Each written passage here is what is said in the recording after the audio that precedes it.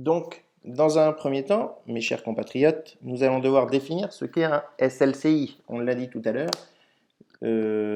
On s'intéresse dans ce chapitre à la modélisation et à l'analyse des SLCI, mais encore faut-il savoir à quoi ça correspond. Hop là.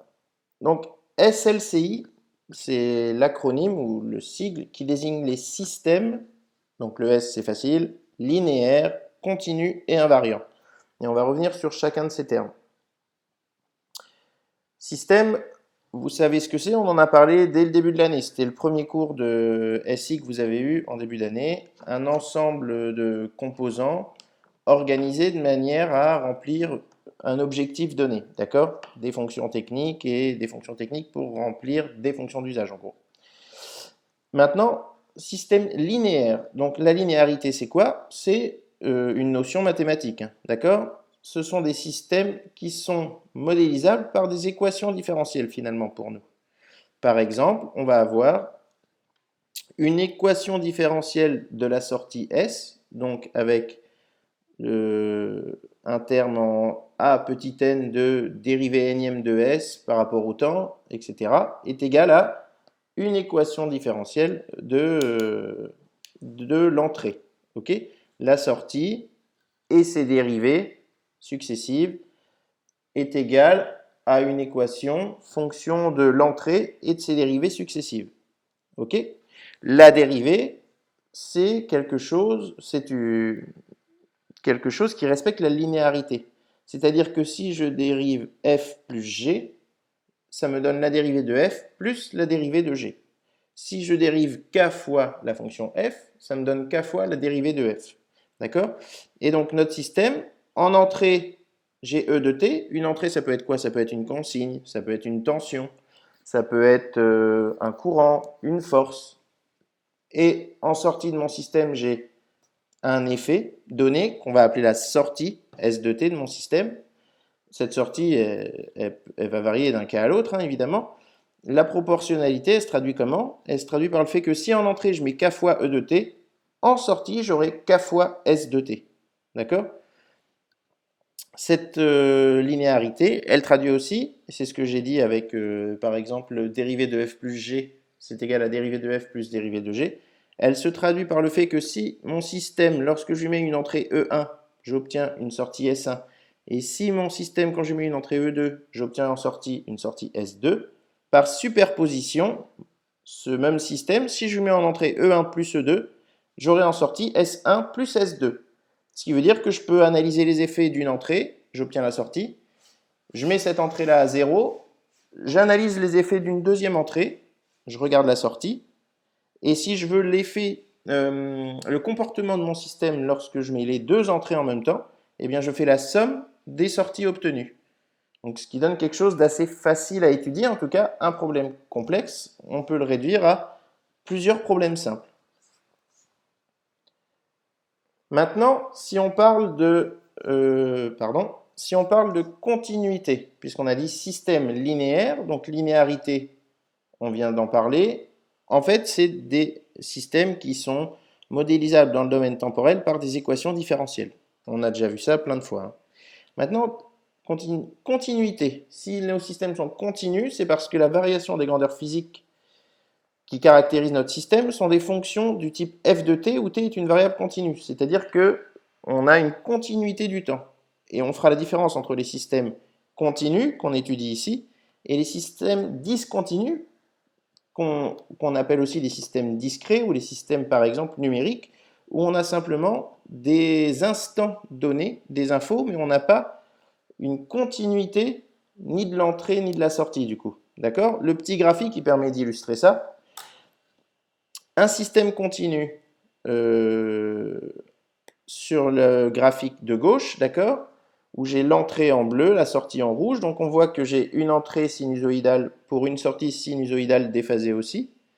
Et le même système, s'il était discret, c'est-à-dire par exemple, on a une acquisition échantillonnée, et du coup on ne pourrait pas traiter un système avec une acquisition échantillonnée comme un SLCI tout à fait, et bien du coup ce système échantillonné, on va avoir des points de mesure, mais discontinus. On n'a pas l'info entre deux instants d'échantillonnage. C'est tout ce qu'il faut retenir. C'est juste de la définition pour le moment, hein. Et l'invariance de notre système, puisqu'on a dit système linéaire, continu et invariant, SLCI. Invariant, c'est quoi? C'est les caractéristiques de comportement ne se modifient pas dans le temps. C'est-à-dire que notre système, qu'on le prenne à un instant T1 ou à un instant T1 plus taux, quel que soit le taux, il va se comporter de la même manière. Se comporter de la même manière, ça veut dire quoi? Ça veut dire que pour une même entrée, il aura une même sortie. Il n'y a pas de vieillissement des composants, il n'y a pas de variation avec l'âge du composant. Donc il est invariant d'un instant à l'autre. On peut décaler dans le temps sa sollicitation.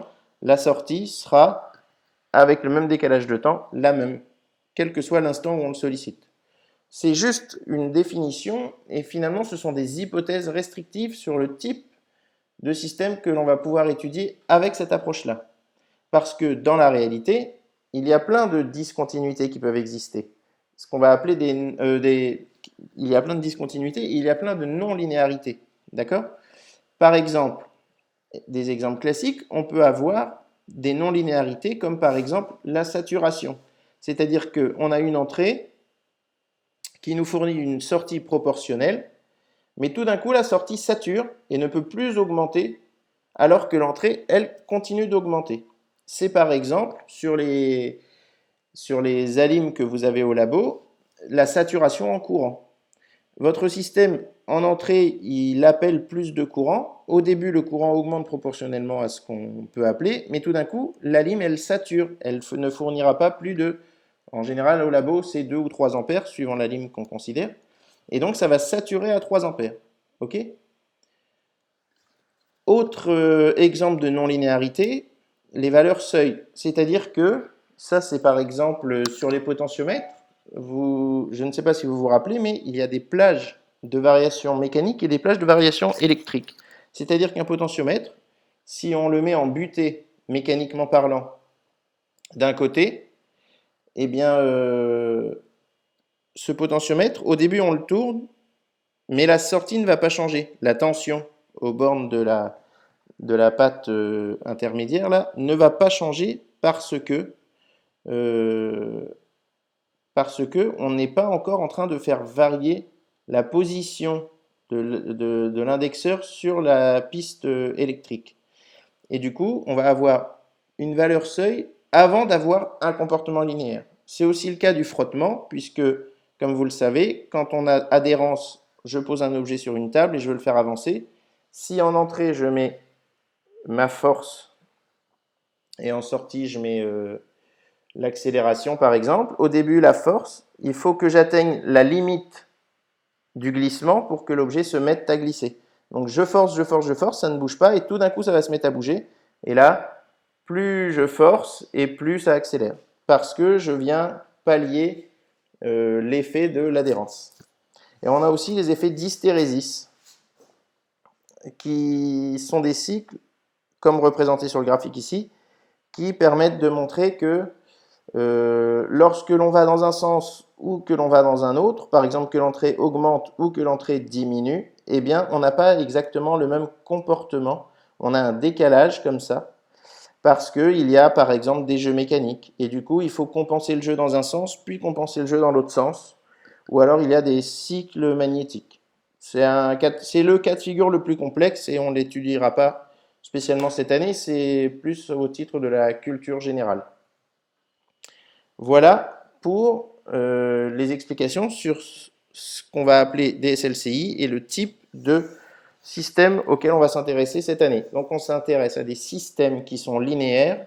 Donc si je fais une somme d'entrées, j'ai la somme des sorties, qui sont continues. Donc les systèmes que j'étudie, comme ils sont linéaires continus, ils sont modélisables par des équations différentielles dans le domaine temporel. Et ils sont invariants parce que leurs caractéristiques ne changent pas avec le temps. La valeur de la résistance, du frottement, etc. ne change pas en fonction du temps. Voilà.